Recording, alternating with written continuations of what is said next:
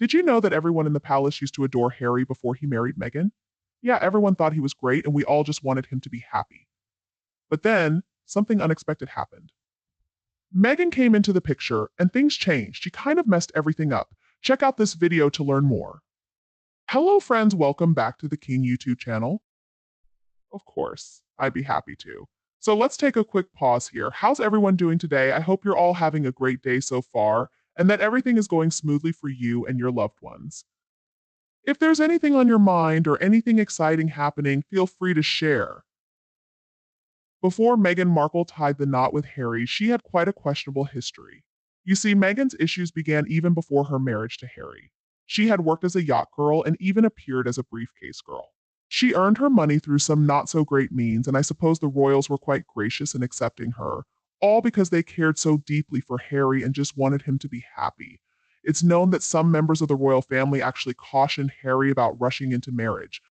But alas, he seemed determined not to heed their wise advice. Nonetheless, the palace did their best. They were patient and understanding, respecting Harry's feelings. They didn't push him to marry someone more suitable for the royal family. At the time, Meghan was relatively unknown. And frankly, she still is. Sure, she was an actress on Suits where she played Rachel Zane, a paralegal and the main character's love interest. But when I first heard about her role on Suits, I didn't really care to know more about her personally. I just figured she was another dime a dozen actress. Meghan Markle was expected to spend her life repaying the kindness shown by the royal family, but it seems she's not living up to that expectation. It's pretty clear that Meghan doesn't truly love Harry, she's just with him for money and fame. If she really cared for him, she wouldn't have insisted on moving them so far away from his home to California. Instead, she would have been more willing to cooperate with Harry and put in the effort for the royal family. Meghan has never shown any respect for the royal family, so when karma catches up to her, we can't blame the royal family one bit. There were rumors some time ago that William promised Harry he could return when King Charles fell ill with cancer. But Harry's recent behavior has been disappointing, to say the least. And why? Well, I think it's unfair to pressure Prince William to mend things with Harry. Even royal expert Richard Eden agrees, calling it grossly unfair. With news of the king's cancer diagnosis, some think William should make the first move toward reconciliation. But considering all the criticism Harry and Meghan have thrown at the royal family, that's a lot to ask.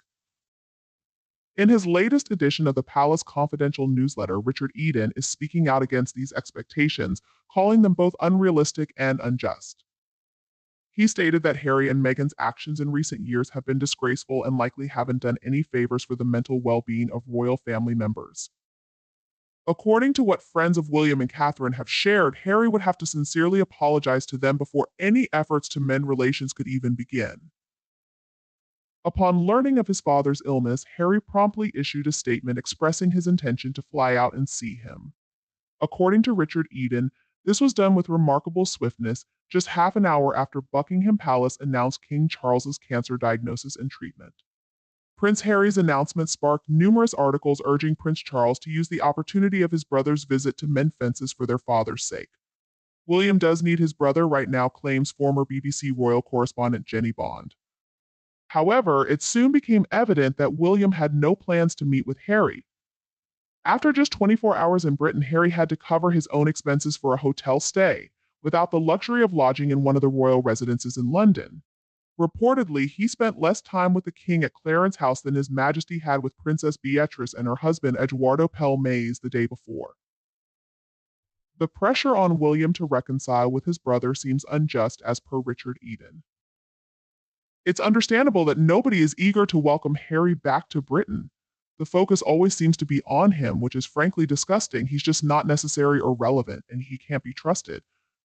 Prince William is the loyal one here. He's been by his father's side through it all. It's completely unfair to expect William to put up with his jealous, entitled brothers whining. For the sake of his own family, William needs to keep his distance from Harry. There's a fear that Harry will try to manipulate William when he becomes king, just as he's doing with Charles now. That's the only reason he's pretending to want to reconcile. William will likely never be able to forget or forgive what Harry and Meghan have done. They've crossed way too many lines. It's understandable that William shouldn't forgive them. Harry has caused a lot of pain to the family and said hurtful things about them, especially when he involved Catherine. That was probably the final straw for William. Harry has also been acting as Meghan's puppet throughout this whole ordeal. He just can't seem to stand up to her. It's hard to accept that he might really be clueless, but thankfully William got all the smarts, being the eldest. At least we can rely on him to handle things. William is incredibly loyal, dedicated, and well prepared. He knows what he's doing, so he and his family are ready to step up when the time comes. I really hope William and Catherine can have some more time as the royals before William becomes king. It would give King Charles a chance to enjoy his reign a bit longer. I mean, he's waited 70 years for this moment. He's also a devoted father, regardless of what Harry may claim. His children need him to be involved for at least 15 years before he takes the throne. I hope that works out for the family. As for Meghan, she could never return to being a working royal. She's too toxic, too malicious. She's not welcome in Britain anymore. She can just stay in California where she belongs. We all know the real reason Harry rushed to visit his father. He wanted to make sure he's still in the will. It's just heartless. He doesn't care about his family at all. He said so many awful things about them, including dumping on Camilla without considering how it would hurt his father. So, no, I don't buy that he suddenly loves his father. I don't believe for a second that he apologized for all the trouble he's caused. Only fools would seek reconciliation with him. Harry unfortunately seems beyond redemption. He's treated his grandparents horribly and his family even worse. He's made his bed, and now it's time for him to lie in it, maybe forever. Harry can beg for forgiveness all he wants, but that doesn't mean he'll get it. Encouraging him would be suicidal, destructive, and frankly, asking for an apology.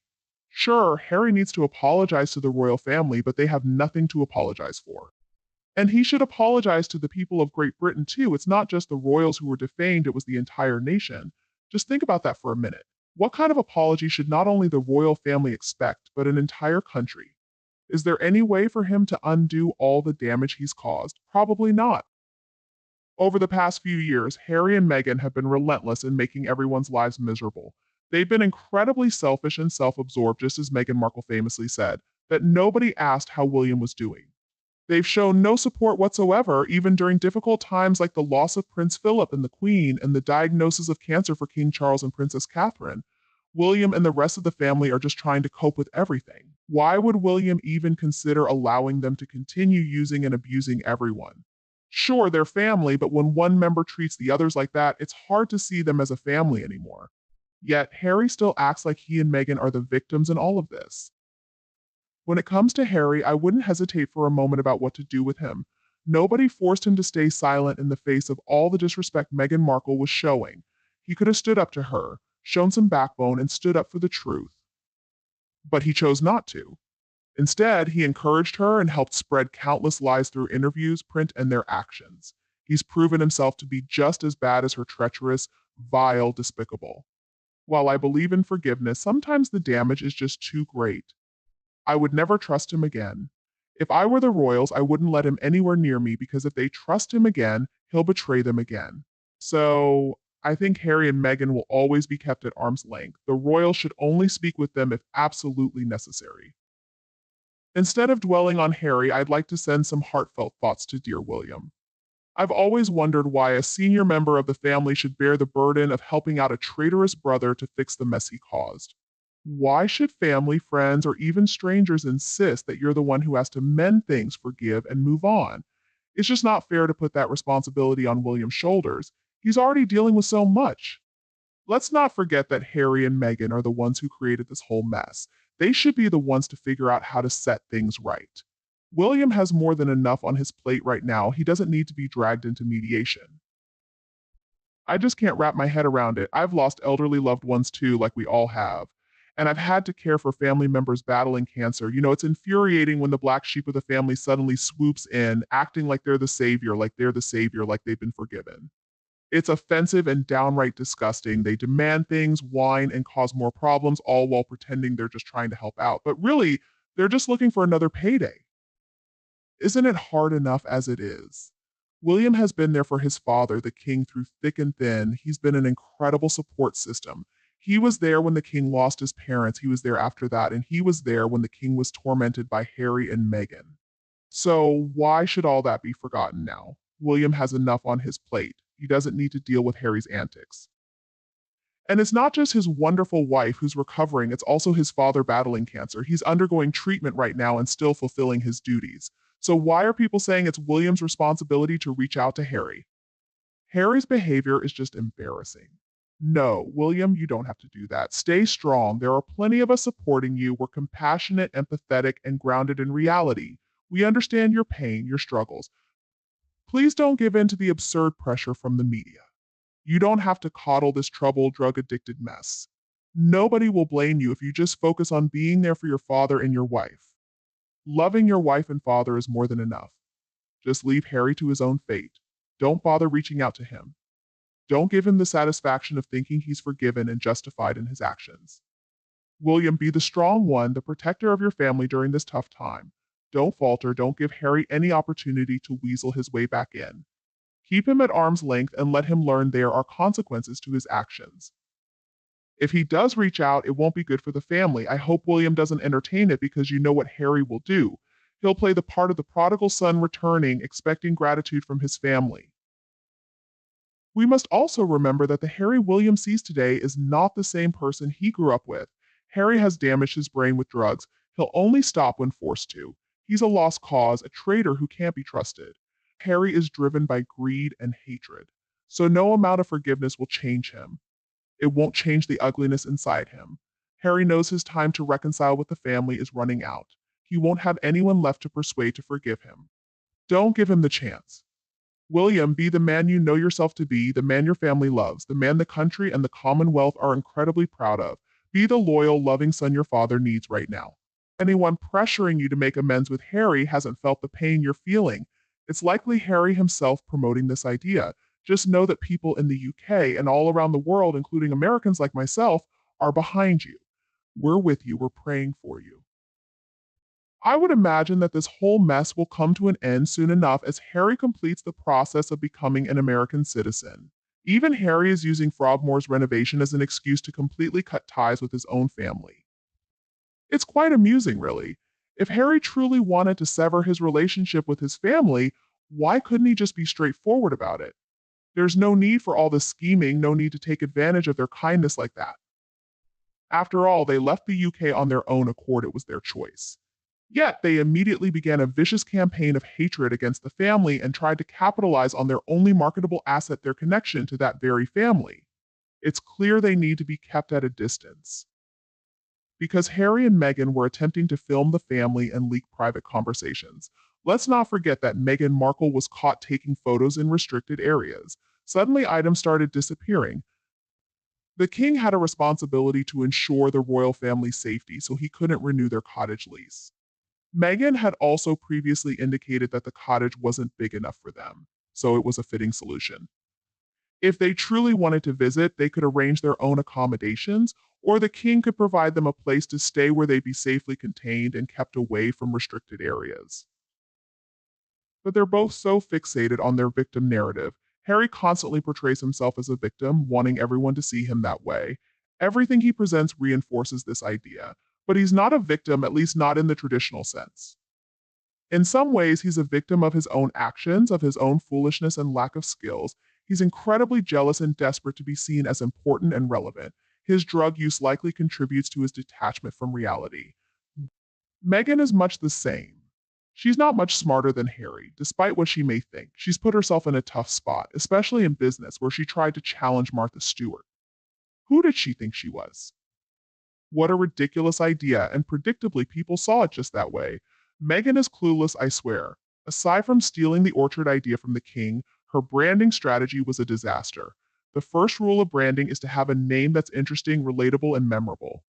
American Riviera Orchard is just odd and nonsensical. I mean, seriously, what even is the American Riviera?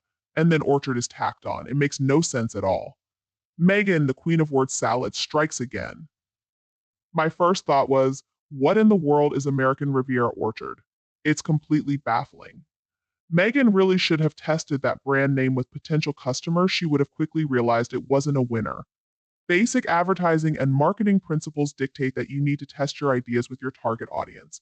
But I guess she couldn't do that because she doesn't even know who her target audience is.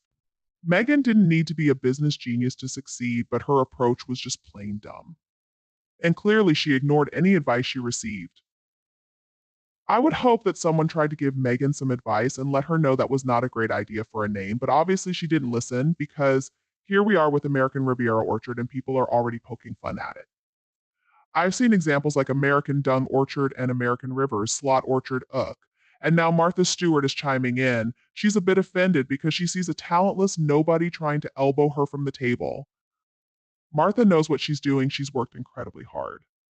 Meghan, though, is clueless. She has no idea what she's gotten herself into. She's just so arrogant, believing that whatever idea she has is good just because it came from her. So I'd say American Riviera Orchards has about a zero chance of success. I know the Sugars and Meghan Markle squad will pretend to be excited about the brand, but they don't have any money. They won't be buying jars of jam to make this business worthwhile. And let's not forget, the jam isn't cheap. It's about $25 a jar. Who's going to pay that, especially for jam we don't even know the source of? It's probably the same stuff as what's in Smucker's jars she just slapped on a label she thinks looks fancy. But it doesn't, and there's not even any information on the label. Again, this has to be one of the dumbest business ideas I've ever come across. So, what do you think Harry and Meghan are really thinking? Do you agree with royal author Tom Quinn, who suggests that Harry still holds onto a faint hope of being forgiven by his family and offered a minor working role? I suspect Harry clings to this hope. From observing Harry and Meghan's behavior, it seems Meghan has convinced him that he was treated unfairly. Perhaps more could have been done by the royal family to combat false stories or pressure the media to retract them, but I believe they chose not to because they disliked Meghan and wanted her gone. And I can't blame them for that. However, Harry seems to remain blinded by Meghan, believing that criticism of her stems from jealousy. He even believed he had found his late mother's reincarnation. It's concerning. He insisted that William's negative opinion of Meghan was influenced by the media, unable to see William's own conclusions. I think Diana was onto something when she said that Harry wasn't very bright. He's admitted himself that he's not keen on reading, and he was amazed that Meghan had read Eat, Pray, Love. Harry just seems to believe all of Meghan's completely ridiculous stories. For instance, he genuinely thought that Vanity Fair wanted her on the cover because of Suits. There are countless other examples where it's clear that whatever Meghan says, Harry just swallows it whole. He speaks about the royal family's neglect with such certainty and criticizes their customs as weird. But deep down, he knows better. I guess Meghan and Doria constantly reinforce these beliefs, whispering in his ear daily. They've really done a number on Harry. The things he once knew were right and good, he now believes are wrong and bad, and vice versa. It's truly disturbing what they've done to him. Siblings fight sometimes, it's normal. But when Harry fell into the dog bowl, Doria and Meghan were quick to label it as abuse, just like they did with Thomas Markle. Frankly, Doria seems like a terrible mother. After consuming way too much content about those two and listening to more of Spare than I care to, I've reached a conclusion. Meghan and Doria have successfully brainwashed Harry. His feeble intellect has completely surrendered to their influence. The question is whether Harry truly believes these ideas. I think he's convinced himself that he and Meghan have been wronged, and if they make enough noise and force people to listen, the family will apologize and everything will be okay. Honestly, I think Harry lost his sense the day he met Meghan. But eventually, I hope he wakes up and realizes what he's done. Will there be a way back for him? Will he be able to make amends? I just don't know. All right, friends, this information was brought to you through my research, analysis, and editing process. I hope you enjoyed our video. We're eager to hear your suggestions and comments, so please share your thoughts on this topic. Don't forget to like, share, and subscribe to the channel. Goodbye for now, and I'll see you again soon in other videos on the King YouTube channel.